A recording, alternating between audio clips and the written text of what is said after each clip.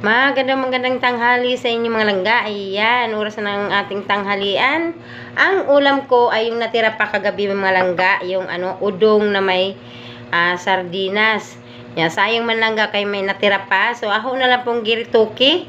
Gibutangan na to og kanang malunggay para na may sustansya pud ang atong gikaon pud no. Na nilagyan ko ng malunggay, no, ang ating udong.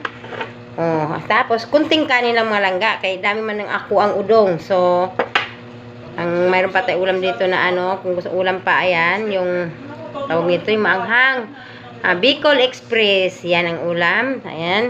Tapos mayroon din akong saging. Oh, kaon-kaon ta mga bisdak diha, mga Bisaya, no. Mga Bisaya man ang makarilit aning pagkaon ning udong na may sardinas, no. Kasi mo ni atong pagkaon sa probinsya sa kuan sa una. Bisag karon na pa man yung kaon kay ako kampahangtud karon no mga langga. No, maniudto tanin jud tanan, maniudto. Yan. Lamian man gajud kuan ni langga. Uy, unsa naman eh?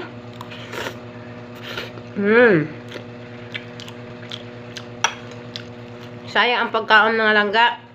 Na? Kaya ako talaga, pag may pagkain dito na hanggat maaari huwag itapon, kainin kasi sayang, huwag magtapon ng pagkain, kahirap ang buhay.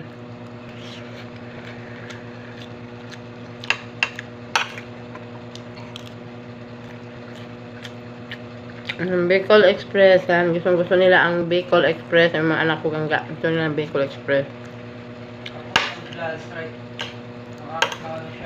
Kung napansin nyo, madalas ako lang mag-isa kumakain.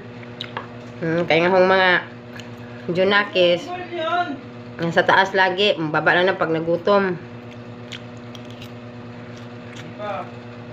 Ang pamangkin, pamakaon, kaya busog pa kuno siya.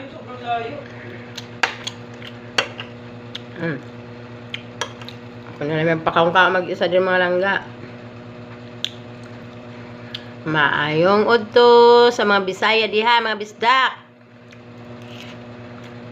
Sa kusog mo kaon aning udong.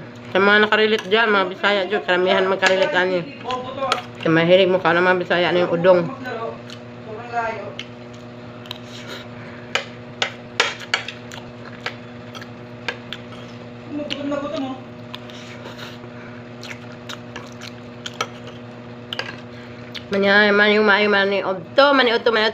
Maniudto taninjo mga langga.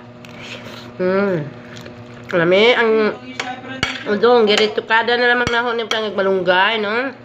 Lami ang malunggay. Sustansya na sa atong katawan. Exit mo nga.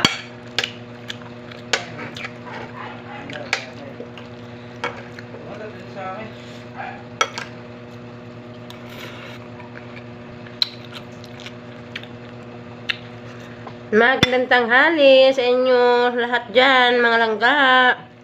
Ito ang aking tanghalian.